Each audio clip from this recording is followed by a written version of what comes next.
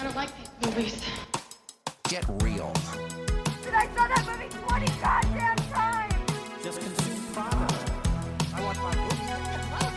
Having so much fun, and Oh, this movie's too complicated. So once again, no smoking in this theater. Then if I say I'm a Nazi, you will say, what do you mean? Hello and welcome back to Idle Film Club, your brain rot girlfriend's favourite film podcast. I'm Callum. And I'm Gio. And we're back. We're back after a bit of a break. After our Long Legs episode, we just needed to regroup. We were very busy. But we're back for season 4. Season 4. Oh, that's right. How have you been in your break? Yeah, good. Been busy just doing stuff behind the scenes and planning content. Planning to move flats. Yeah, so this is the last season we'll film in our old flat, and we're hoping to film episode 20 with our proper podcast studio. We're gonna do it. We're going all out now. This is our podcast era. Our podcast era. We're looking after my sister's dog, so if you hear any chewing, she's currently sleeping, but she was farting, chewing licking. her foot.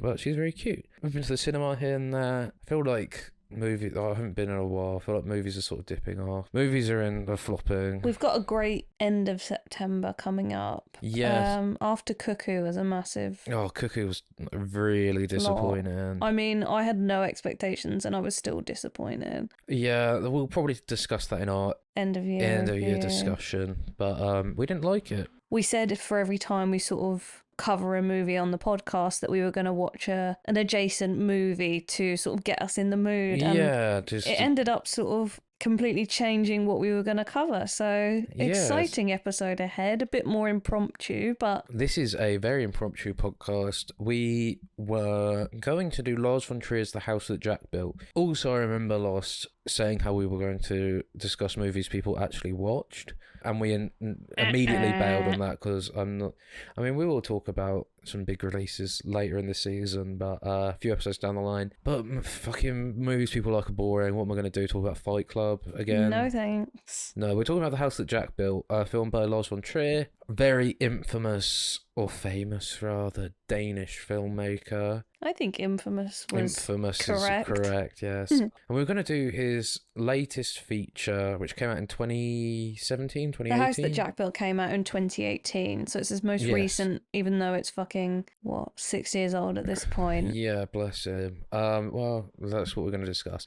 He's very controversial. The movies we're going to be talking this week are very controversial. So to give a bit of context, go back to what I was saying, we were going to do The House That Jack Built, and then you suggested watching Nymphomaniac. Yeah, I had seen the movies both once and was sort of a bit like, I'm into sex movies. I wouldn't mind revisiting those just to get us in the mood, pardon the pun, for recording the House That Jack Built episode. And we sort of watched them and we thought, there's a bit more to say about within the first 45 minutes of Volume 1 of Nymphomaniac, I was like, I have more to say about this than the entirety of The House That Jack Built. Yeah, and we were going to talk about The House That Jack Built, which has a director's cut. Well, an uncut version, I think it's billed as. I don't think it's billed as a director's cut. Yeah. Whereas the Nymphomaniac movies both have very drastic changes in their director's cuts to their theatrical releases. I watched Nymphomaniac years ago, and I watched the theatrical cuts because I think they were the ones on Netflix. That's exactly what I did. I watched them on Netflix and was like, this movie makes no fucking sense. What the fuck is going on? So we decided to watch the director's cuts, which for most of the movies that we cover on the podcast, we tend to look it up and see. For the Alien movies, when we watched those, we were sort of, watch this space. But we were looking at what is considered the definitive cut of each of the movies. Some of them are the theatrical, some of them are the director's cut. So it's always an interesting thing. We try to go in with what the general consensus is. Usually we go for a director's cut unless I think Alien's director's cut, we didn't watch that. I think theatrical people consider to be the better movie. The definitive one, yeah. But in this instance, we've got two movies that are both by Lars von Trier. However, one director's cut functions very differently to another director's cut. Yes, because we've already discussed a director's cut on this podcast, have we not? We did the Donnie Darko episode, yeah. You're such a fuck ass. And Donnie Darko, they just explain things better. It's just a longer version of Donnie Darko. Mm-hmm. Whereas I think Nymphomaniac, a lot of what it's trying to say and what it's trying to convey gets lost in the theatrical cut to the point where it renders it obsolete. Incomprehensible. There's no... See, there's not that much of a plot. I wouldn't say it's incomprehensible because there's not that big of a plot to follow. It's just... I think it's incomprehensible in the delivery of the themes. Yes. Oh, I completely get that. In terms of like, there's no plot to understand. It's just scenes that are happening. But each rambly and self-indulgent and narcissistic exploration of fly fishing or, you know, all Trees. of trees and all this shit. The movie doesn't make a whole lot of sense if you cut out what is essentially the message of the movie. Yeah. What you were doing when you walked down that corridor, you were reading the river. And so I'm all for, I mean, we can get into it shortly, but I'm all for making a movie that can be released into cinemas. And, you know, when we talked about Donnie Darko, we sort of said there were parts of the director's cut that you were like, yeah, I don't think it needs it. I think it's superfluous and I understand why it was cut. Yes. And I think The House That Jack Built, I am very much like, you know what? Yep. The censorship that was made of that movie, yeah, fair. Yeah, I'm sure Lars von Trier feels the same. Yeah, exactly. And I think, because I remember as a kid, like the Saw movies and everything like that, like unrated cuts of movies are great, especially when you like violence and you like... Especially when you're looking for something like Saw, where you're like, yeah, the more violent, the better. Yeah. No! Oh my God! Lawrence! What are you doing?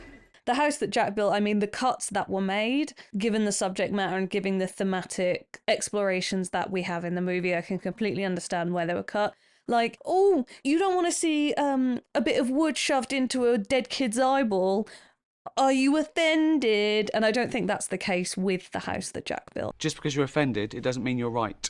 So we're just going to talk a bit about Lars von Trier, I think, this week. Yeah, so I think the best place to start is maybe to talk about our history with Lars von Trier. So we have both seen the Depression trilogy, which we mentioned in our Pearl and Maxine trilogy in our quiz. Mm-hmm. The Depression trilogy came up. As you said, it's a bit more of a spiritual trilogy than a conventional 1, 2 and 3 kind of movie. Yeah, no, yeah. So we both watched Antichrist together. Yeah, that was my introduction to Lars von Trier. I was 17 or just turned 18, probably 17, because it was in your first year. Probably just before you turned 18, yeah. Yeah, and I was going through, didn't watch a lot of horror growing up for obvious reasons, and I was basically just binging horror movies with you quite a bit. Like, yeah, I mean, classics that I hadn't seen. I think I was just Googling, like, I'd watch Rosemary's Baby with you on your MacBook in your first year accommodation, and it blew my mind, Rosemary's Baby, the first time I watched it. And then I was just sort of chasing that thrill. I can't remember what else we watched. We watched another one that really... Oh, The Exorcist, maybe, I think we watched together for the first time. Movies like that, like classics that I hadn't seen. And for some reason, I think I stumbled across... I was looking up movies about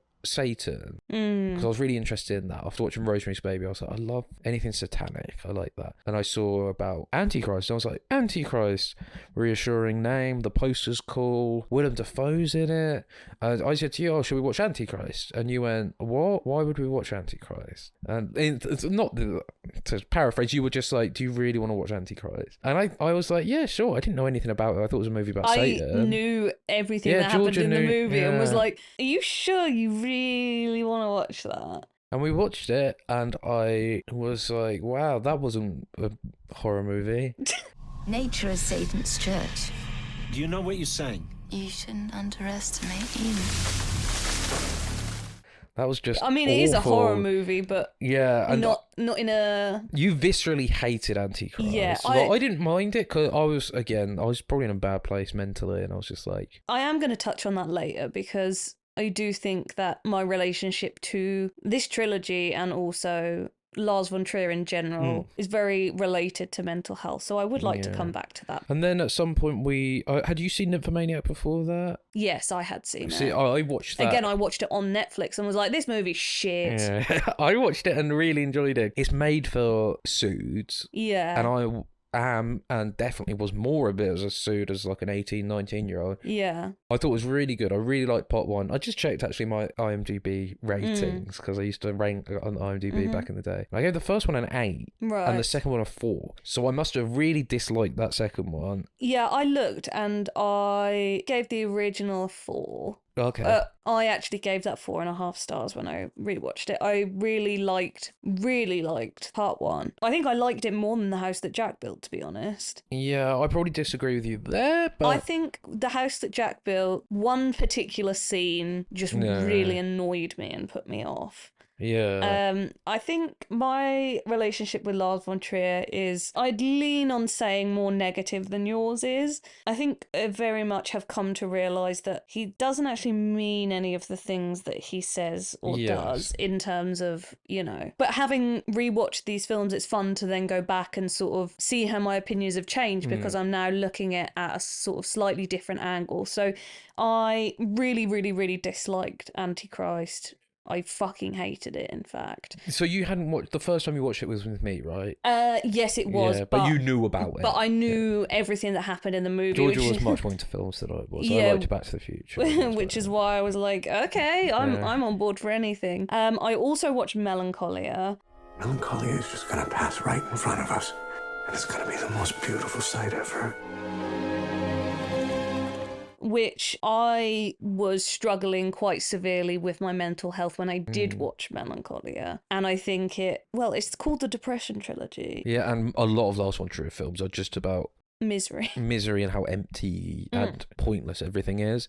And I was in a similar place when I watched Melancholia. I think we were living in France and you were away for a day or something, and I stuck that on. And I knew who that was. Sort of like, Lars von Trier. I've watched Nymphomaniac. I think I'd gone back and tried to watch Dogville, which I gave up on, and I know people love it. I should probably revisit it.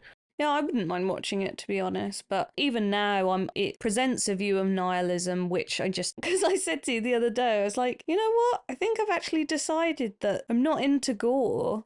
Like, I always... That's the most shocking thing I've ever heard. I always thought I was. But what I'm slowly starting to realise is there has to be an element of camp. I will feast on your soul. Feast on this motherfucker. Evil Dead 2013, the level of excess goes into campness, right? I love Friday the 13th. I love Saw because they're so ridiculous that I find it funny. But how do you feel about speaking of Saw, the operation in Saw 3? Love it. Saw 3 is my favourite Saw. Okay, that's fine. It's more a case of I am not really into mean-spiritedness. And The House That Jack Built, rightfully so, is very nihilistic and mean-spirited. And that's why I didn't like Antichrist. Oh, Antichrist for me, there's no levity in Antichrist. There's no humour. There's nothing. It's so bleak. Yeah, whereas I really, really enjoyed the volume 1 of Nymphomaniac. I think don't get me wrong, the themes and the subject matter are very heavy, but there's levity to it, and I really like it. Volume 2 just...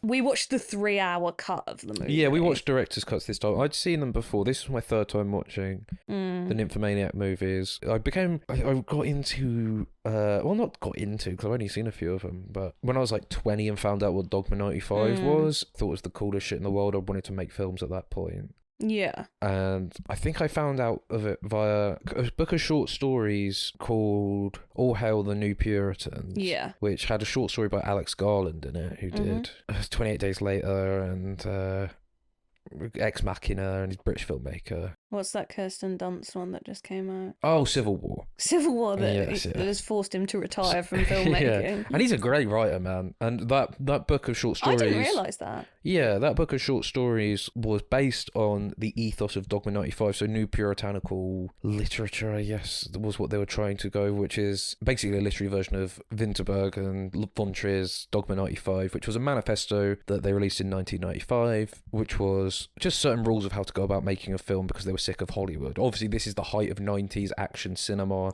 dominating movie theaters. Estonia or some of these countries, they also suddenly can make films, because if that's a film, then we can make films too. I think that's great. Fantastic. Yeah, instead of thinking, oh, if it doesn't look like Star Wars, then we can't make a film, and then, you know. If that is the only thing that comes out of these rules, I think it's fantastic. And I honestly have so much respect for Dogma 95. They're usually pretty boring, but they are, but it's authentic filmmaking. Yeah, for sure. You're not allowed genre films. You can't credit yourself. No killing, no violence. Nothing simulated. Nothing simulated. No props. If you want a prop, you go find the prop and film there. So if you can't move a rock, for instance. If you need a scene with a boulder, you can't roll that boulder. You go to the boulder and you shoot. Or you can't have music. If you want music in it, it has to be diegetic. Yeah, I think it's fair to say that you're far more interested in the filmmaking side of films than me. Yeah. I don't particularly care about. Oh, see, I find manifestos interesting. Yeah, no, for sure. I enjoy this grandiose idea. And again, I watched Harmony Korine's Julian Donkey Boy, which has Spud from Trainspotting in it. Right. And Werner Herzog. Shut up. I don't like it because it's so artsy-fartsy. You see, I like the real stuff. I like something like the end of Dirty Harry. And that is fantastic. Again, it's not for everyone. People would hate it. Yeah. It's really boring. It's got Chloe Sevigny in it, obviously. I'd probably fucking hate it if I watched it. Oh, you would hate Julian Donkey Boy. So I have quite a more conflicted attitude towards Lars von Trier and his work than I think you do. I think you do like a bit of wankery sometimes. Yes, and also, I'm sure we'll go on to talk about this, and maybe this might be a good time to segue, but I do really like a provocateur. Yeah, and I think that we were having this discussion last night. Being an artist is sometimes conducive towards just being a sort of a bit of a terrible person. 100%. And being a film director, again, I am a big, not advocate, because some of the things von Trier says and has come out with, I'm obviously like, yeah, no, I don't agree with that. What can I say? I understand Hitler. But I do believe there is a place for these people in Hollywood. I draw the line, and we'll go on to this because of Björk's allegations and things like that. Obviously, I'm not defending Roman Polanski's right, or there's debate around Woody Allen, but things like that. And people like that. Harvey Weinstein, I'm not like, he's a provocateur and his voice deserves to be amplified, or like get Polanski back in Hollywood. I'm not like that. I think there are boundaries, and that boundary is usually sexual abuse for me. Yeah, but words a lot of the time. No, I acknowledge this is pure privilege and pure. It's probably not a good thing to be, but I can't help it. Well, I can, but I don't want to. That I enjoy people being controversial for the sake of it. I find think it with funny. Lars von Trier, there's a tongue-in-cheek element to his "Are you offended?" Yeah, it's an shit. up yours shit, which I enjoy, and it's much more authentic than like Ricky Gervais. Yeah, no, I being agree. anti-trans and being like, oh, but then getting put on Netflix and having £100 million. I enjoy like this little weird Danish man who has these weird little opinions, and I don't think fully fledged he knows what he's. I don't think he has his mind made up about many things. I think he's always open to discussion. I agree, and I think having watched him speak in interviews, and also he said it himself that he's not good at articulating what he thinks, and I sometimes feel like that. Sometimes I say stuff to you and you look at me and I'm like, no, what I meant was, and I think sometimes English is not his first language either. And you'll see that often sometimes things don't quite translate, and there's sort of technical barriers to him being able to realise his full vision, which sort of relate to his mental health and stuff. And but yeah, I mean, I'm not going to sit here and apologise for, bad behaviour over art as an art form. Just to shine a light on what we're talking about. See, I don't know. The only thing I really know about is the Cannes thing. Yeah, well, let's talk about the Cannes thing. That, to me, it's blown out of proportion. It is. Mr. von Trier, Melancholia, would you consider this your answer to the Hollywood blockbuster? And if not, could you envision doing a film on a grander scale than this? Yeah, that's what we Nazis, we have a tendency to try to do things on a greater scale. Did you know that the ban was only for 1 year? No, I didn't. Because everyone talks about it as if he was banned from for life. He was declared a person non grata for 1 year. That's hilarious. They didn't give a fuck. The French didn't give a fuck. It was just pure media. Yeah. So basically what happened is he said that we did put it in when we were talking about girl fails, we mentioned Kirsten Dunst. Yeah. And he basically just said that he understands Hitler. Yeah, he said he grew up. He's Jewish. He's Jewish, he grew up yeah. being raised Jewish, but then he found out his father, his Who he wasn't birth raised father, by, yeah. in the way he puts it, the Yeah, semen yeah. father. What did you mean? By I'm a Nazi. Yeah. The whole thing came from the fact that my father, the father with the sperm, he was German. You'll understand that this man has a lot of deep-seated emotional trauma, and it really... Yeah, his birth father was German, so he made a joke saying that, for years I thought I was Jewish, but now I've realised I'm a Nazi.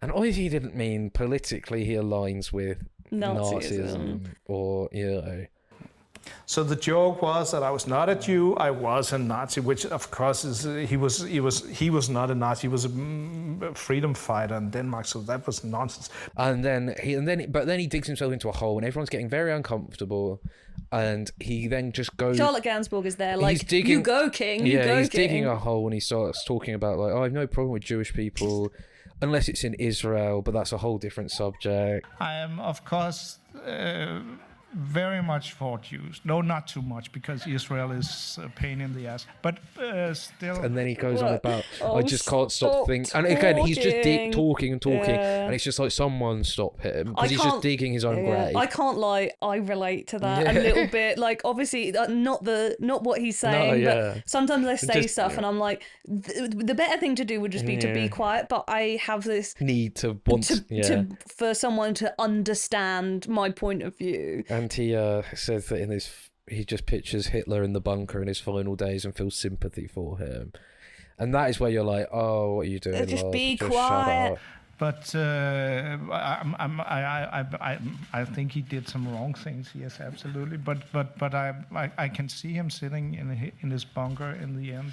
But most of the time, I think the things that he says, he is a provocateur. Yeah. He says things and does things and It was the shows best things. marketing for Melancholy he Yeah. possibly could have done. Absolutely. And so, yeah, everyone got upset about that. He got banned for 1 year. I think he showed up to Venice Film Festival, was it, with a Persona non grata Cannes t-shirt the following year? Yeah, I don't really remember, but this basically funnels in. So Nymphomaniac came in 2013. Yes. And The House That Jack Built came out in 2018. So this was his first film back at the Cannes Film Festival after. What, Nymphomaniac? Yes. Yes. And the infamous Shia LaBeouf I'm Not Famous Anymore stunt was pulled at the Cannes premiere. Yeah, there's so Or was much. that Berlin? I don't remember, but there's so fucking much to unpack in Yeah. these movies because you've got Charlotte Gainsbourg, who is the son of Serge Gainsbourg, who. And Jean Birkin. But like Jane Birkin, not so much, but Serge Gainsbourg made his career out of "Are you offended?" Yeah. type shit. Like, casting his naked 14-year-old daughter in movies and things yeah, like that. such a normal thing to do. And then you've obviously got Shia LaBeouf in the movie, and it's a hot mess. It It's is a a hot hot mess. My name is Jo, and I'm a nymphomaniac, and I love my filthy, dirty lust. So you were talking about Nymphomaniac then? Let's fucking go for it. Why Fuck not? it. You give me a bit of background on Nymphomaniac. So the main thing that we really wanted to talk about with this, I think, is the distinctions between the two cuts. We've gone round about the houses talking about Lars von Trier. It's pretty much impossible to talk about this movie in isolation. So Volume 1 sits at 1 hour and 57 minutes for the Yes. theatrical cut. The director's cut is 2 hours and 28 minutes. So that's an additional 29 minutes of footage that was cut out from Yes. the theatrical cut. Now, we had a look at the cut comparisons earlier. I think for the most part, Volume 1, and it's probably why we both enjoyed it a lot more. Yeah. There's 29 minutes of additional footage, but I'm not sure how much it affects the overall story. And I think that the first movie has a much more clear narrative focus. Yeah, I think the first movie's just some of the scenes are extended and there's additional conversations between Seligman and Joe, which Right. are retrospectively Stellan Skarsgård and Charlotte Gainsbourg's characters. Yeah. However, we get to volume 2. Yes. The theatrical version was 2 hours and 4 minutes. Mm. However, the director's cut was 2 hours and 58 minutes. Hell yeah. So that's an additional 52 minutes of this movie that I had to watch. Blasphemic, satanic. So yeah, Nymphomaniac should be viewed, in my opinion, as a 5.5-hour movie. Yeah, I agree. The first half is much better than the second. Absolutely. But that's what it's thematically, intended it's to much be. darker and explores a much less jovial... Yeah, it's less about teenage... Well, again, it's probably posturing the question of, is fun while it lasts? Absolutely. And the second half, it's a much more psychologically decimating depiction of what it is actually like to live this life. Yes. And you can hide it behind, I touched my cunt when I was 2. Yeah. And then, like, you sort of explore that. And there's an element of, I don't want to say whimsy, but... No, but even Seligman says it when they're... Okay, if you haven't seen Nymphomaniac, this conversation is probably going to be complete nonsense. But just a quick explanation if you want to push on. There are 5 chapters in Volume 1 and 3 in Volume 2. Okay. So a character played by Charlotte Gainsbourg named Jo, she gets found by Stellan Skarsgård's character Seligman in an alley, and he takes her back to his house, and she basically goes through a few of her sexual experiences relating to objects around his room. For example, the first chapter is called The Complete Angler, which is... If you're a fishing nerd, you might enjoy Yes. this. I, however, don't give a fuck about fishing, but it's an interesting... It's inspired by a fly fishing lure in Seligman's room and his love for fishing, and she relates that to her father's love of leaves and also being bait and trying to catch men, I guess. So we see her losing her virginity to Shia LaBeouf's character. Who will be throughout the entire story in Yes, different... Jerome. Her and her friend B on a train as teenagers, trying to see having a competition to see how many men they can have sex with. Apparently that was based on Oh, yes. Stellan Skarsgård's teenage friends. Yeah, that's which is- crazy. The idea was a competition. We were to go on a train trip. B said there was no need for tickets. The one who had fucked the most men when we reached the destination would win the chocolate sweets. And then we hear a story about Jo starting a club with her and her friend B called The Little Flock. And it's sort of like a sexual liberation group where they only sleep with men one time and they discuss their experiences. However, Jo is too hardcore for the group as B starts to fall in love with someone she's sleeping with. Yeah, and she's like, you know what makes sex even better is love. Yeah, the and secret Jo just ingredient can't... is love.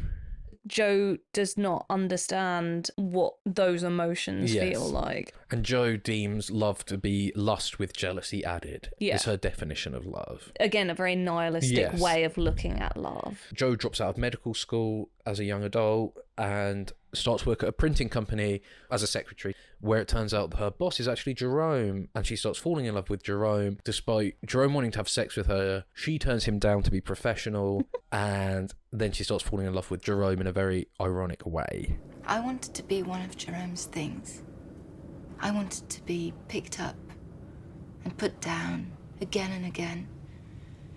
I wanted to be treated by his hands according to some sophisticated principle that I didn't understand.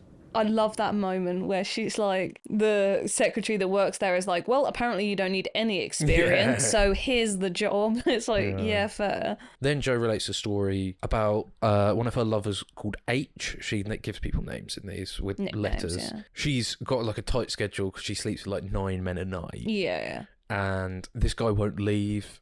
And she's like, come on, leave. And then she, on a whim, decides the only way to get him to leave is to say that she loves him and she loves him too much and that he won't leave his wife for her, so this is too painful and he should just leave and never come back. Is this where she rolls a dice and is like, Yes, this one I'll do this to, Yeah, this one I'll she's do this to. deciding Yeah, with fate how to deal with men because she loses track of who these people yeah, are. for sure. H, however, then leaves his wife and 25 minutes later shows up at her door. And is like, hi. Hi, I'm here. I'm leaving my wife for you. My darling, I'm yours. I've left her.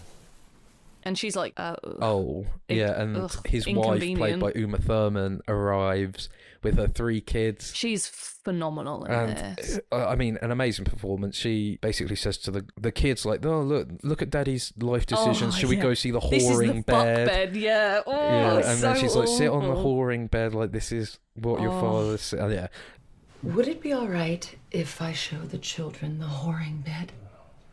After all, they also had a stake in this event. You need to see it, right? Let's go see Daddy's favorite place.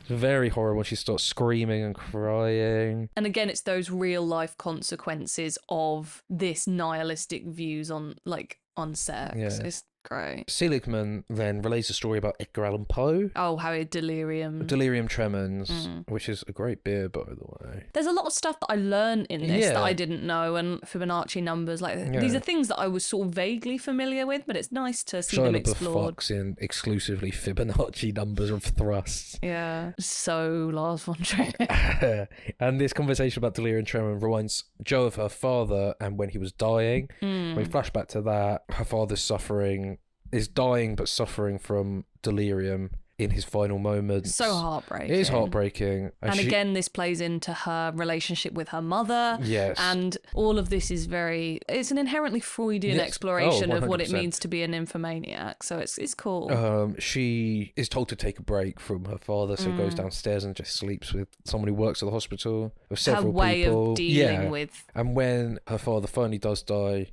Are you offended? we see her becoming sexually aroused as vaginal fluid drips down her leg, as we see a shot through her thighs of her Yeah. dead father and a drip. It's very... Again, that is so, like, when I was 17, I was like, this is the coolest shit that's ever been put to film. Yeah. We then, a great sequence. Again, this film is so split up into sequences. If you don't like one, they're sort of like a collection of shorts. Yeah. So we have one about a buck's perfected polyphony, I think. Polyphony. About 3 separate melodies combining To make one to make one perfect. perfect piece of music. And this is how she views her sexual Yeah, so she or explains her current it- sexual life. She assigns different men to different melodies, I guess. One of them being F, who's A munch. he is a munch. All he cares about is getting her off. That's his main thing, and he's on time, predictable, polite. And most of all, like you said, he cares about her sexual pleasure, Yes. which is not a theme throughout this movie. The bass voice, which she calls it, that is that. The second voice is called G, and he's just like an animalistic lover. Like with the sort of lover that Bass. middle-aged women's Yeah. like fantasize about, where he's animalistic. He takes control. What do they call it? Like Deathstalker. What are those movies? Oh, I don't know. I can't think what they're called. Anyway. And her final, which they call the Cantus Firmus, is Jerome. I'll give you 5. If you can put this up inside, you can't. Who she bumps into again after he ran off with his secretary, and now he's back, and she bumps into him. Oh yeah, because she finds a She ripped up finds loads photo. of photos of him in And the park. Seligman's like, I don't believe you. Yeah, she's like, well, you believe me or not, it's easier for the story if you just believe me. And which it's like, is funny. oh, thanks, Lars. Yeah, it's so good. There's so many moments like that. The meta stuff is very good. Yes. It is funny. And they engage each other passionately. And then these are set beside the videos of her other 2 melodies. And then in the middle is Jerome, and Jo becomes emotionally distraught after she finds out and discovers she can't feel anything. Cut to credits, that's volume 1. So her depression. She's lost her mojo. Yeah. I can't feel anything. I can't feel anything. Volume 2, oh boy. This really marks the turning point Yes. for the narrative, and also She's no longer exploring her sexuality, she's trying to rediscover it. Yeah, and she's trying to rediscover it in increasingly more problematic and Depraved, damaging ways, yeah. and also Well, that depraved sounds judgmental, but you know what I mean. well, I mean, some of the BDSM stuff is like, it's not fun BDSM. No. It's like At the start of Volume 2, we find out Seligman is asexual and a virgin, so he deems himself to be a good judge when it Yeah. comes to judging whether she's a sinner or not. I consider myself asexual. Of course, I experimented with masturbation when I was a teenager, but didn't do much for me. She sees sort of a portrait of the Virgin Mary, and they get onto a religious discussion about the Eastern Church versus Western Church. Eastern Church, you know, orthodoxy, Seligman describes as the Church of Happiness. The Western Church, Catholicism, he describes as the Church of Suffering, which is simple but effective. Yeah, and I thought, oh, you know what? I've never heard it put in those specific terms, but yeah, I mean, it tracks with a lot of puritanical sort of views on sex and Following women. on from that theme, she reminisces about a field trip where she has a spontaneous orgasm in a field when she was 12. She's the whore of Babylon. Yeah, she describes these visions that she saw while she was orgasming, and this was, again... Director's cut shit. This is giving the interstitials in Donnie Darko. This was pure director's cut. This did not make theatrical. I think you see her lying down, and I think that's it. You don't see the apparitions of... Yeah, she has an apparition. I don't even think they talk about the Whore of Babylon or anything like that. Oh, right. Yeah, no, I think this whole section is not director's cut exclusive. She has a vision of Valeria Messalina, who was... I didn't know who that was. No, she was the wife of Caesar or something. Oh, She was a nymphomaniac. And the Whore of Babylon. It's quite... I enjoy... Love that episode of Supernatural. Yeah, Seligman deems this blasphemous, and in an interesting way, he's genuinely viscerally shocked by this, because she doesn't know who they are. And explains that her orgasm is a mockery of the transfiguration of Jesus on the Mount. Interesting. If you're into Bible shit, definitely worth checking out. And we flash back again. Joe and Jerome have a baby, Marcel. She doesn't seem to take to motherhood very easily, to say the least. That's an understatement. And I think Jerome is just like, listen, I can't fulfill your needs anymore, because she's just like constantly trying to fuck. Yeah, and you see a scene where they're trying to have sex and he can't get hard. I love you. I love your wildness. When you buy a tiger, right? You also have to feed it, satisfy it. Saying I should have sex with others. He basically opens up the relationship. It's just like, go sleep with someone else, get out your sister. Disastrous consequences. Yeah, so this is the problematic scene, which we'll go into later in a bit more detail, but she tries a threesome with some African men, and it doesn't work, so she goes to seek out Kay, played by Jamie Bell. Yeah. Billy Elliot himself, and he's just a BDSM sex nerd. It's funny though, because he is a sadist in the purest form of the term, but his waiting room is always full. Yeah. And it's an interesting stance, I guess, when you look at women and masochism. And she makes a comment about women who are or people who are masochistic are the most ungrateful and unsatisfied people. It's an interesting topic of discussion, and I like that each part of it explores a different element of sexuality, and I like that. I think it's interesting. As a sex nerd myself, I find it all very interesting. You're much like Seligman. So true. I'm a virgin. Yeah, and then she starts neglecting her kid to go. There's a lovely little Antichrist nod when the kid walks towards the balcony. It's like, oh my god, this kid's gonna die. Is he gonna? Ooh. And then Shia LaBeouf comes to the rescue and then says, you can either go do your freaky sex shit, or you can stay and look after my kid. There's no other choice. And she's like, right, I'm going to leave. See you later, and then. She never sees her kids again. And the poor kid gets put in a foster home. And it's just like, again, the horrible consequences of having sex and not thinking of what can come out of what is essentially reproduction. And it's treated so callously. It's like a child is literally put in a foster home because his parents couldn't be bothered to parent.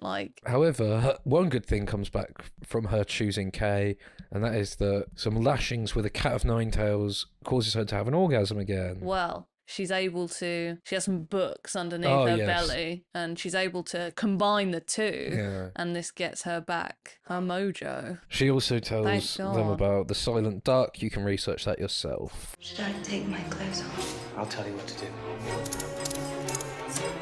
And there, get my life back.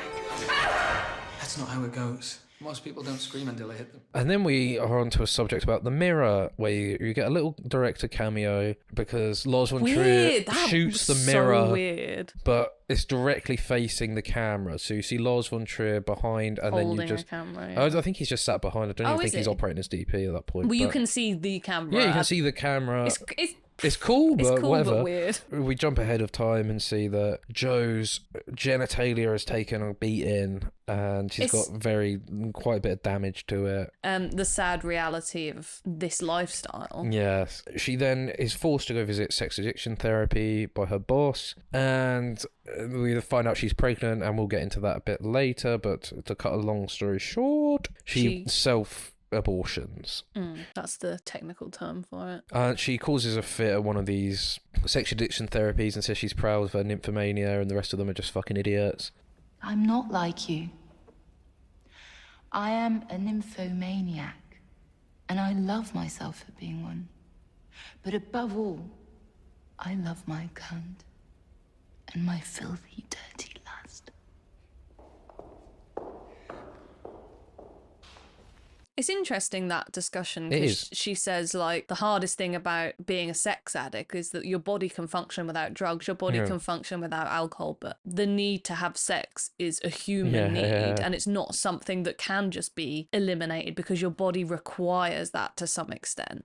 So again, there's lots of interesting topics come up. The film, we're in the final stretch, then takes a sort of weird turn. This is Well, trying to succinctly explain a 5.5 hour Yeah, movie is it's like pulling difficult. teeth. She becomes a debt collector using her What? sex This and shit is so weird and muddled. sadomasochistic outlook and tries to get information on people.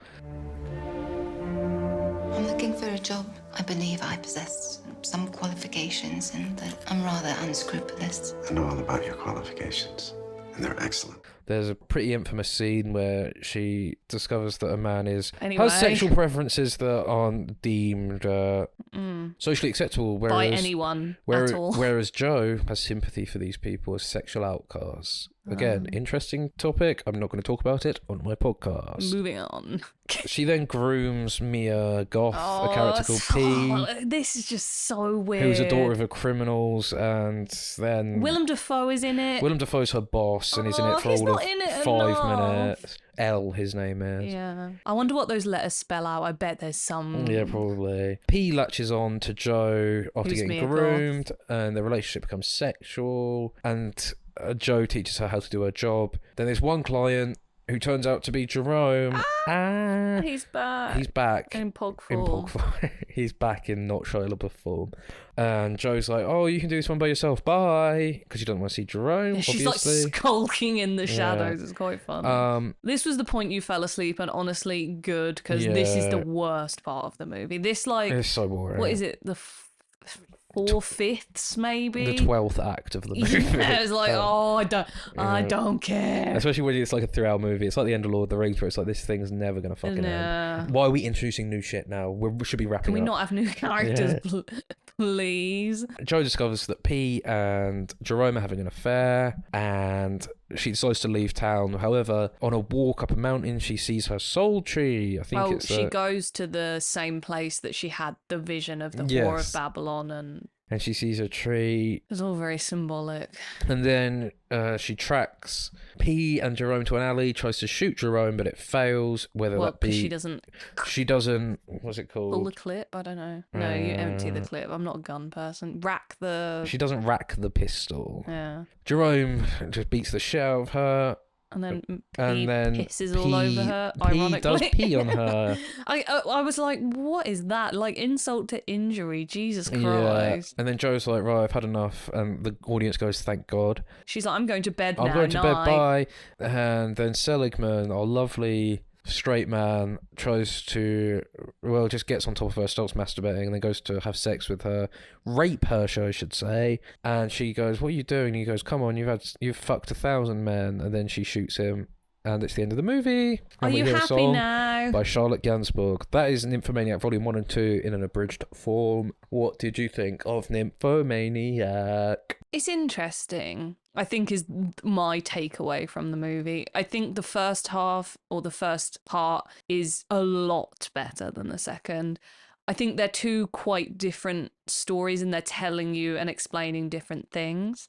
But I do think that as soon as the whole fucking debt collector shit comes in, it gets way too muddled. And I think there's just... It's like, who cares? What did you think? Because you'd seen this more than I have. I like the first half. I don't like the second half very much. I agree. I think it tries too hard and the themes are boring. I like the church shit. I like all the Joe Seligman shit. The interval between B and F. It's a tritone, the devil's interval. It was banned from music in the Middle Ages. I just don't really like the flashback sequences. I do miss Stacey Martin. Stacey Martin. I think she's fantastic. She's really good. See, I think Charlotte Gainsbourg is actually great in those flashback scenes. It gives her an opportunity to emote a bit more. Not that she does emote very much, just because of the nature of Joe's character. She's very detached. But yeah, it's not fun. I know it's not meant to be, but... Great. Should we go on to Should we talk about 8 elephants in the room? And when it comes to deciding whether you're a bad human being or not, I have no problems with that. There's a scene which is entirely cut out from the theatrical cut, which is basically, it's sort of a tangential story of when she was with Jerome. They have a child, but then she also gets pregnant another time, sort of after all that's happened. And she basically goes to the doctor. She's like 11 weeks pregnant, says, I want an abortion. And they're like, fine, but we need to take you through a psychological assessment first just to make sure that you're in the right frame of mind. She basically goes to this and is very anti-shrink, so it goes fucking horribly because she's like, get this baby out of me. And she's like, well, we have to, and she's like, no, like I want it gone. So basically what then ensues is her giving herself an at-home abortion. Mm-hmm. It is probably the most graphic thing I've ever seen. We sort of were watching it, and then after a few minutes, I just I just sort of looked at you and went, yeah, I don't actually think I can watch this anymore. Like, it very much I felt a bit ill, I can't lie. It's purposeful in a very interesting way. Oh, absolutely. It dares you to watch it because throughout the film there is explicit hardcore sex, like penetration, the works. You see everything. Double penetration. A lot of it is simulated. The Idiots, for example, the Dogma 95 era of movies, all of those movies featured unsimulated sex, which is basically sex that is real. Yeah. And I studied a lot about this. I did a dissertation on the new French extremity, so I studied a lot about unsimulated sex in film, and it's something that we are going to cover on the podcast at one point because it is interesting. But this does such a good job of blending simulated and unsimulated sex through the work of pornography actors. Yeah, so there's pornography actors and they're digitally... Yeah, but I mean, it looks flawless. Incredible. But yeah, you see all of that, and then you see almost, I don't want to say the consequence, well, but it is a consequence. Because she intentionally says that she skips her birth control due to depression, which is genuinely understandable. Yeah, and I will say I don't like the second half of this movie very much. Yeah. I respect it more than I like it. I like the character of Joe a lot more in the second half, I have to say. Yeah, I think it does a very good job of just portraying how profoundly mentally ill you have to be to put yourself through these situations. And how damaging that lifestyle is. Exactly. And so, yeah, you're sort of... It's daring you to watch it in a way where it's like, well, you watched the hardcore sex. You liked that bit, didn't you? Well, you don't like this. Yeah. Is it icky? And it's like, yeah, this is what women go through. And they have that conversation where he gets yes. visibly What's his upset. name? Seligman. Which at the start when he introduces, she goes, "What a fucking ridiculous name." Very true. She says to him when she's explaining this, he sort of looks a bit green around the gills. She's like, "Oh, so you'll listen to this entire story, but you don't want to hear this part," kind of thing. And it's a very real thing. It's a very real point. I mean, yeah, women. And then she talks about, because she was a med student, she talks about, well, I can tell you about the nutcracker if you want, which is how you clinically do it. And he's like, listen, I'm pro-abortion, I'm pro-choice, I have no qualms morally with it, I just don't want to hear the details. And she's sort of like, well, why not? Yeah, again, justifiable. It's a great point to make. Again, this is the sort of philosophy I enjoy in this movie. Another example of that would be something I really enjoyed is almost the religious debate. Because the character is a Jewish man. He's a non-practicing Jewish man, but he's named after his great-grandfather. And there's all this sort of ideas of religious sentimentality, letting the sentiments and morality of religion outlive religion itself. So sex is demonized due to religion. Yeah. So when she portrays herself as a sinner, he's like, well, you know, that's sort of the aftershock of absolutely religion. And she says the same to him about his name, sort of, well, that's sentimental, is it not? Like, and certain things like that. And he eats I don't know what it's called. It's called I'll edit in here. Editing column here. It's called arugula. I knew that. I knew it. But yeah, and it's just like, well, why are you being so sentimental about certain things about religion but not the others? The whole movie basically functions as a debate, really. And so various elements of this debate are cut out for time purposes. I think time is the main one. That empathy you claim is a lie. Because all you are is society's morality police. To go back to the last scene that we talked about, you legitimately could not get away with showing that in a cinema.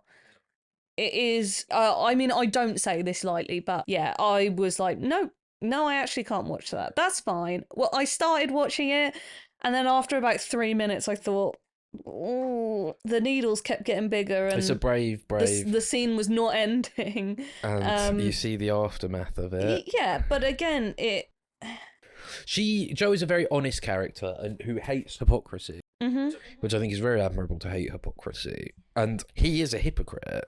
Yeah. I don't think but we all are. And she is very honest about, like, don't give me that sort of PR speak about abortion not being murder sort of thing. It's an interesting idea to pose, to be pro-abortion, but, like, own it. It takes an interesting stance on sexual politics, and also considering that a man wrote this, it is not a nice depiction of men. It fits into that nihilistic worldview that von Trier has of humanity being evil.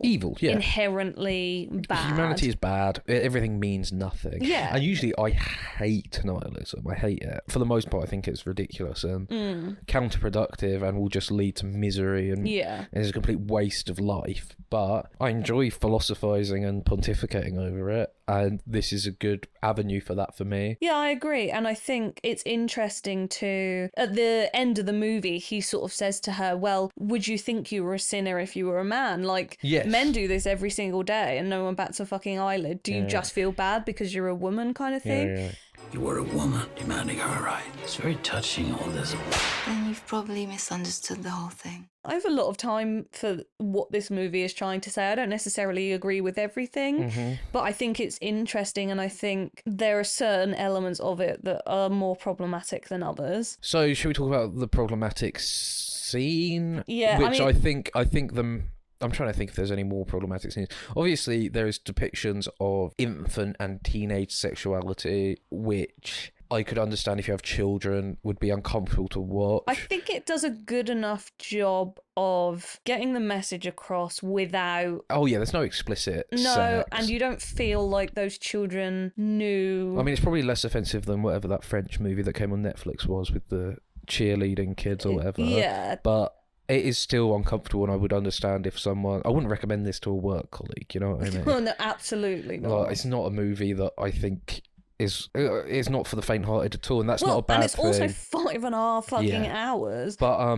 so yeah, I guess you could have argument there that that's problematic. However, there's a scene in Volume 2, which is probably... It was on a lot of the marketing, which is her fantasy was to have sex with someone who didn't speak the language, so it was purely physical. At the end of Volume 1 basically reaches the point where she's no longer able to enjoy sex in the way that it was previously depicted in Part 1, and it forms as quite a nice closure of the fun element of the movie, and then we get into the harsh reality of being a nymphomaniac. And being an addict and chasing whatever high you once had. And I think the depiction of addiction in this, in terms of nymphomania, is great because it's not glamorous. Yeah. But anyway, so she's chasing taboo-ness, I guess. I don't know what's the better way to put it, but she's chasing different experiences to try and regain that sense of sexual empowerment because she can't feel anything. And so she tries different avenues of sexual exploration, and this is one of the first ones that she tries. Yeah, she sees 3 black men on the corner of a street that she's staying opposite. and understands they don't speak English, and this is such a fucking Scandi European racism where these people are speaking some fucking ooga booga language. It's so bad. And she has to get an interpreter. Well, they're African. But she hires an interpreter just to ask the guy if they want to have sex with her. Which in itself is really I don't know weird. what language they're speaking. It's not English though. Man, you are to ask him if he wanted to have sex with me.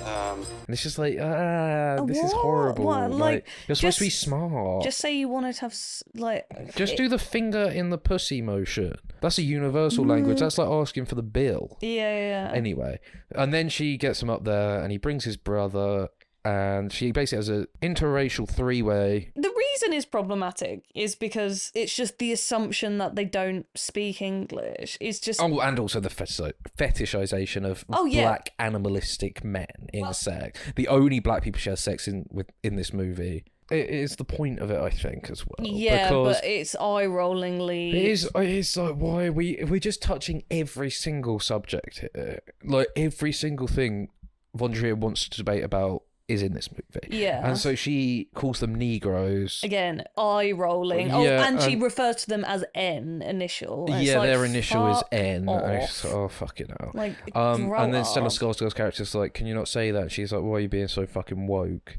Your freedom of speech, Freedom of speech shit. And I'm just like, oh. Is that what you call politically correct? Negro. Well, excuse me, but in my circles, it's always been a mark of honor to call a spade a spade.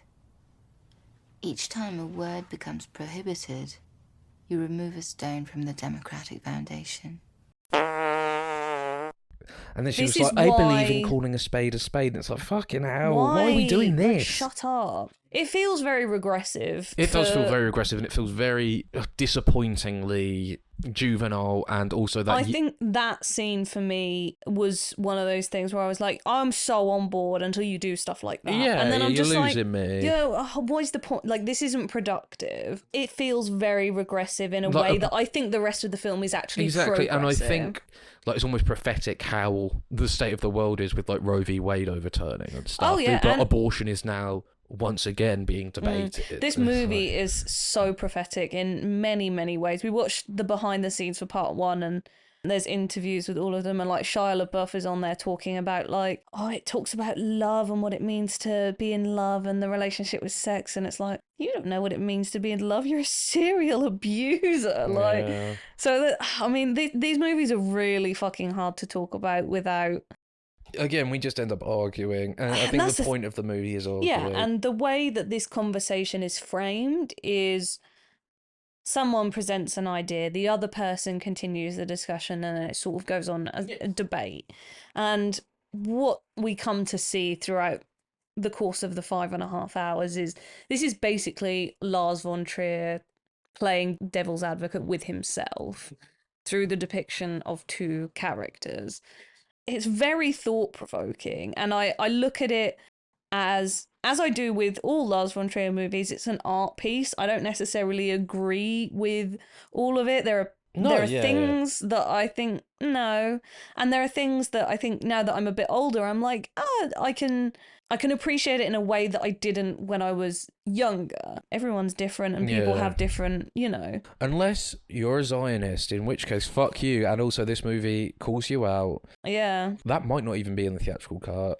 Whole, I think, Jewish conversation is not in the theatrical. A lot of this stuff is cut out, and I think when you try and make this movie palatable for quote-unquote general audiences. I mean, I don't think general audiences... I think they were just they basically butchered it to get into the cinemas. But it raised money, so it made like 11 million or whatever, so like, well done. But it's impossible to view this as a movie with like half of the running time cut. 100%. And the director's cuts we've watched in the past have been slightly different, like I said earlier about Donnie Darko and things. And even The House That Jack Built. House That Jack Built or Blade Runner. Blade Runner has different cuts, but they all pretty much get across the same point. Well, I thought what was interesting about this was that they thought about releasing hardcore and softcore versions of the movie. That is an interesting... And I think that would have worked better than the recutting. Yeah, I think that's a much more interesting way to tackle the accessibility. Even from a marketing point of view. Yeah, for sure, because the movie is about sex. Yeah. And I think that's an interesting way of, like, metatextually, you can decide which version of this story you wish to see. Yeah. Because the way that it's filmed anyway, you watch the theatrical cut and you feel dirty as fuck coming out of it. 100%. And that's the point of the movie. And also, the difference, I think, with this was that the theatrical cut wasn't cut by Lars von Trier himself. Which, No, it was done by the producers. I think Von Trier was fine with it, though, wasn't he? I think he was fine with it because it meant that he could have funding for future Yes, things. yeah. But they don't even class the theatrical version as the film. They were like, we worked on the film. Yeah, I which think is they the director's cut it in a cut. month or something. Yeah. The theatrical cast. Yeah. Which again, just they disregard them. But the I fact think the that they're DVDs I have are all director's cut. But the fact that that was the one that was released on Netflix is just like, Oh yeah, it's pointless and what, stupid. like what? So go watch the movie for yourself and make your mind up. I'd say. As a young girl, I discovered I was a nymphomaniac. Well, that's nothing to smile about. I would like to talk about The House That Jack Built because I think that is succeeded a bit more to be a quote-unquote conventional horror movie. Your house is a fine little house, Jack. Are you allowed to speak along the way? Yeah, so The House That Jack Built is a film starring Matt Dillon. It's Lars von Trier's latest feature, and it's just about a serial killer describing to Virgil, the literary Have you character. heard of Dante's Inferno, Yeah, guys? Have you heard of the Divine Comedy, guys? It's just about a serial killer named Jack describing 5, I think, incidents to Virgil as they walk through hell. And it flashes back to these incidents of him killing people. Oops, that was maybe a mistake. What was maybe a mistake? Me getting in this car with you. Well, you might as well be a serial killer. Sorry, but you do kind of look like one. Lars von Trier is very fond of episodic. Oh, I love it though. I Yeah, love no, a I movie do. like that. It gives a good sense of structure to the narrative, I think, and I think he does it well. So the first incident is him murdering Uma Thurman's character, and her car's broken down the side of the road, and she keeps going She's back and forth so to the annoying. garage, and she keeps asking for lifts, and she's very annoying, and he ends up killing her. You don't have the disposition for that sort of thing. You're way too much of a wimp to murder anyone.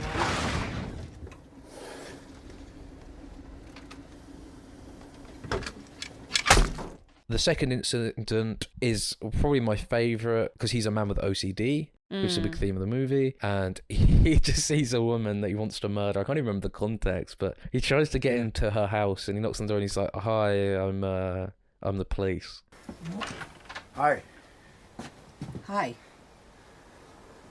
Who are you? Police. It's like the least. And she's like, "What?" He thinks so little of people, and then Yeah. in the end, he just completely changes his alibi, and he's just like, "Yeah, I'm actually an insurance agent." And then she just lets him in, and then he murders her. But then he keeps having to go back in the house. Every and time he tidy drives things away, he gets like, you would class them as intrusive thoughts, but Yeah. they flash up on the screen and he's like, "Oh my God, I've Yeah, left." like what's behind a picture frame? What if there's blood? Yeah, and so he has to keep constantly going back. It's and great. It It's is- such a even as a short film, it'd be great. It's so well done. Yeah, it's amazing. But it happens at least 5 times, Yeah. I think. And every time it is funny. It is funny. It's played for laughs. I think Matt Dillon's performance in this is really fucking funny. Yeah. And I think it's intentional. It's And there's laughs in No. Nymphomaniac. Not so much the second part, but the first part. There are some funny moments Yeah, in yeah. it. It's you have to be a fan of black comedy, Yeah. but you know it's funny. It's tongue in cheek, Danielle. his third incident Oh. is the one that I think suffered the most cuts. Yes. Which And is he befriends a mother of 2 boys, takes her on a picnic, and ends up hunting the 2 boys and shooting them point blank in the head with a rifle before setting them up in their corpses in a scene that looks like a picnic, and having a picnic with the mother, who is obviously distraught, and the 2 lifeless bodies that he's propped up of the children. Yeah, Before and- making the mother run away and shooting her as well.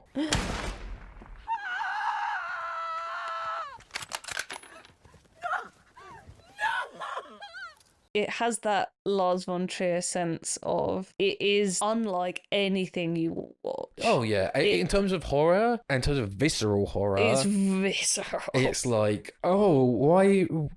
At no point do I watch a fucking any movie and go like a Saw movie or other, be like, damn, This needs more child murder. Like I'm watching that. And I'm just like, oh, fucking hell. Even things like Terrifier, which I watched the other day, which are brutal and violent. I'm like, oh, yeah, it's brutal and violent. House That Jack Built is just, like, sickening and depraved and evil, which is his point. Longlegs is the more implicit side of serial killer movies. This is the explicit side of... And because it's framed from Jack's point of view, it's the same confessional thing that we see in Nymphomaniac. But the fucking... You see it later, but he shoots these kids with a rifle. Yeah. And just point blank, you see these kids get shot in the head. And they cut a few frames from the theatrical cut of that where you don't see the bullet entering the kid. And to be honest, the effect is pretty shit. I can't lie. The CGI the kids are CGI, poor. and I'm like, it looks bad. I mean, you can't do it any other way because you're not going to actually... get a little dummy.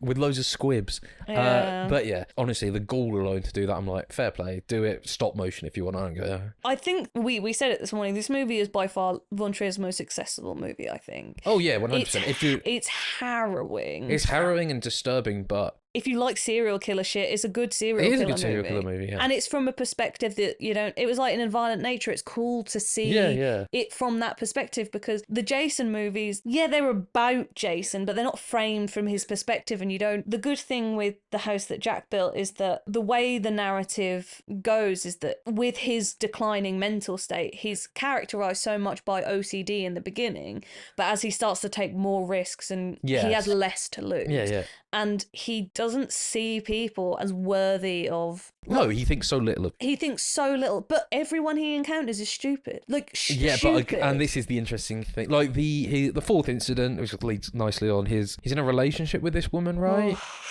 Yeah. And she's awful. She calls him simple, and... he calls her simple later. rather. Yeah. And then he ends up... I don't know the technical term for this... But he cuts her breasts off, and she runs outside to the police, this was one and where he's I like, went, "This is the weakest one, probably." I couldn't. I was like, no, I don't want to see that. It's very violent against women, but you've just seen 2 children get shot, so it's all fair game at this point. There's a good moment in that because Lars von Trier did a lot of research into serial killers, and you can tell. Yeah. But this happened with Jeffrey Dahmer. Yes, it's shown in that Dahmer show as well. The little, I think he was Vietnamese boy, escaped, went to the police, and Jeffrey Dahmer was like, "Oh, that's my boyfriend." They were like, "Get a hold of your boyfriend, fuck off," sort of thing. And the same happened there. And he was like, because he like draws on her breasts and tells her what he's going to do, sort of thing. And she's like, no, you're not going to do that. And then it's like, he is going to do that. She runs outside to the police, and he's like, "Oh, it's just my wife has been." because he tells her that he's killed 60 people. And she's like, she doesn't believe him, does it? Yeah. This guy is so good at masking. Yes. The fact that he would be able to have a relationship with... the woman is clearly damaged and she has kids. She's latching on to a life that he theoretically could provide. But the people in this, it really forces... Like, Uma Thurman is downright annoying. Yeah, where she's it's like, so annoying. oh my God. You just want her to die. You want her to die, but then it happens and you're like, oh, you're happy now. And the final incident is he rounds up, I think, 6 men in his freezer. It's either 5 or 6. 5 or 6, and tries to shoot them with one bullet. And then, roundabout way, he gets caught and the police come and he builds a house out of all his bodies. Because he's keeping them in like a freezer. Because he's keeping them in a freezer, and that opens the door to hell. And then there's a little epilogue where he goes into hell, and it sort of then flashes back to the start of the movie where he's having a conversation with Virgil, and they go through hell. And there's a recreation of the shot. We looked it up earlier. What's it called? Bark of... Is it not Dante? It could be. Yeah.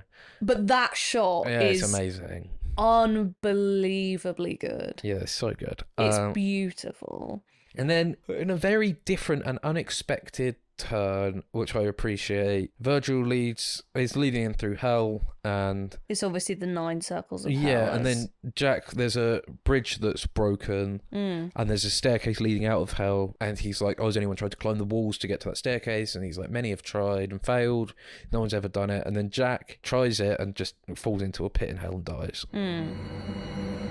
Bye, Jack. Bye, Virg. And it's like, a serial killer does, at some point, I mean, if you killed 60 people, you must feel invincible. You must be like, no one's ever going to, Yeah. I can't die. Yeah, for sure. Like, it also and that plays into arrogance. his absolutely unhinged mental state Yeah. as well. And a theme that I like in Von Trier movies is mental illness. Yeah. When we were watching Nymphomaniac, I was like, where the fuck is this set? And you were like, it's in England. I'm like, this does not look like England at all. But they're using like English banknotes and they're speaking with English accents. Oh, someone told Shia LaBeouf it was set in fucking, I don't know, Tasmania. A made up accent land. If you can put this up inside, you can't. Von Trier has OCD and he struggles quite a lot with anxiety and depression, which if you've seen any Von Trier movie, it's pretty fucking obvious.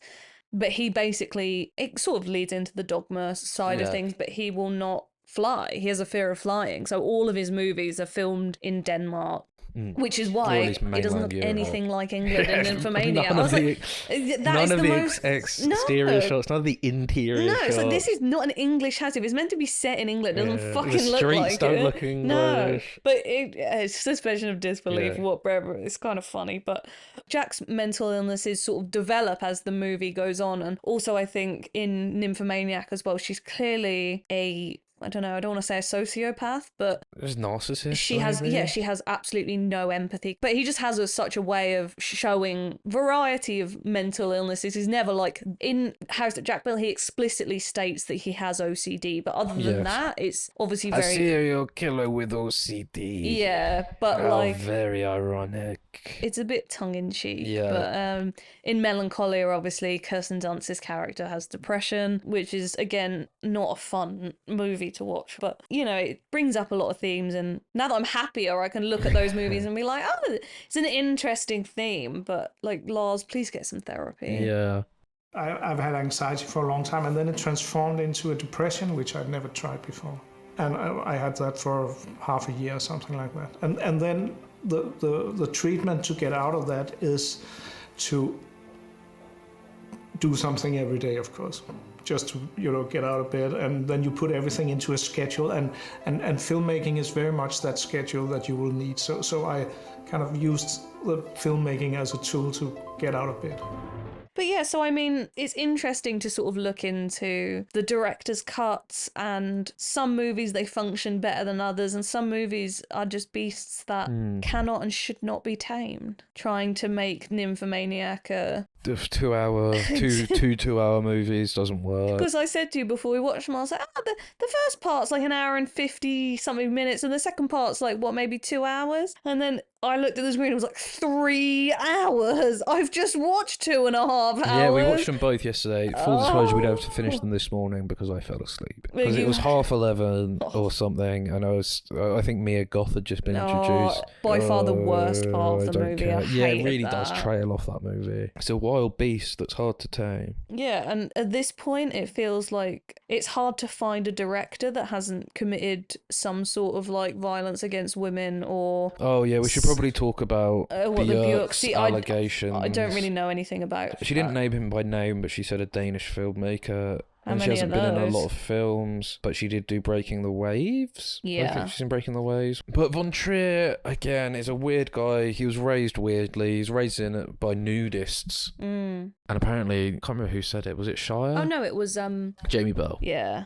Said he would film some scene or show up to the set naked sometimes, which again, I'm like, no, don't do that. Like, that's bad. You shouldn't do that. Yeah.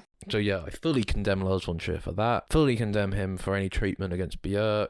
Fully condemn his Nazi values. And fully endorse his anti-Zionist rhetoric. But I mean, Stacey Martin and Charlotte Gainsbourg, and I think, to be fair, a lot of the people, considering how sexually explicit this movie is, they all seem to have set quite clear boundaries in terms of what they did. It wasn't blue is the warmest colour, No, I'll say that absolutely much. not. Well, all the actors liked Von Trier and respect Von Trier. Yeah. Which is good. It's reassuring to Yeah, know. I mean, for a movie like this, it's not surprising. The movie's depictions of sex it's not sexy. No, it's not. It challenges you to be like, you're watching hardcore pornography. Do you find this sexy, do you? Because Good luck. it's not. I think that is the mission statement of both of these films. It's like Yeah. Lars von Trier wanted to make a movie about a serial killer.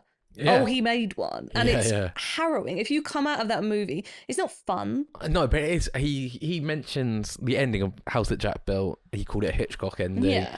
Where Jack Gets his comeuppance. Gets his comeuppance, which again, the end of Nymphomaniac, the very end, the last scene, the man she's been telling her stories to tries to rape her, and she ends up shooting him. Oh, good. And it's such a nihilistic ending. No one's good. There's no heroes in this story. Yeah. Everyone's a piece of shit. And Yeah. that's that. And before we sort of get off topic, there's one annoying thing about the House That Jack Built What's that I that? would like to bring up that I hated, and that's why it put me in a bad mood, is that he shows fucking like Oh my Holocaust God. footage and then puts his own clips from his own movies, and I'm just Yeah, I forgot about that. Lars, have That's a day really off. Like, bad. I don't know what statement you're trying to make. He was trying to make a statement about art. Well, I read that because it could be his last movie, because he sadly does have Parkinson's. Yes. And he's obviously got quite a lot of mental health problems as well. And he's the kind of person where I think it's important to have a nuanced conversation about artists. Yes. Because, no, I'm not going to condone sexual abuse. No, I'm yeah. not going to condone inappropriate behaviour on set. And I'm not going to condone any of that stuff. But artists... We're talking about movies, people. Sorry, not everyone Cancelled. can be Kevin Feige. Cancelled. Well, yeah, but even like people like fucking Joss Whedon, he Yeah. got cancelled for being a fucking sex pest. Like that, I just have this. It's guilty unless proven innocent at this point. Yeah. Every single one of these men just Yeah. abuse their power and religiously just live to systematically oppress women. Anyway, getting back onto the subject. Worst episode ever. What, this? Yeah. I think we should just do Harold and the Purple Crayon. Join us next week for Harold and the Purple Crayon. or this week if we decide to just delete this, because this is meandering beyond words. Yeah, much like a Lars von Trier movie, the structure's all over the This place. podcast is it's a incredibly mess. problematic. We're gonna get cancelled for We're this. so gonna get cancelled. This episode may. So this one's for the hardcore fans. Smoke one down. Director's cut. Yeah, of this is Idol director's Film cut. Club. We're about to release a very theatrical version, but one day we'll release all this unearthed footage. We'll just Oh. release the raw files. See, You can cut it into a discernible podcast. Fuck it. we are now going to release the theatrical cut of this podcast, and it's going to be much like Nymphomaniac, much more watchable, and also Much less comprehensible. This is going to be the podcast equivalent of showing a violent abortion. Yeah. Anyway. Join us next week. Join us next week? Question mark? I think that concludes our discussion, I right? think I don't have anything more to say. This is the most nihilistic episode of the Idle Film Club podcast so far. You can't win them all. We're going to do some audio commentary tracks soon, so don't leave us. We've got some fun content coming up. We have got fun content. This was not a fun episode, but we've got fun content coming up very soon. Yeah, so thank you for listening as always. Thank you. Goodbye. See you on the other side, people. I don't like these movies. Get real. Dude, I saw that movie 20 goddamn times! Just consume fodder. I watch my movies. Yeah, my movies are just fun. Having so much fun, man. Oh, this movie's too complicated. So once again, no smoking in this theater.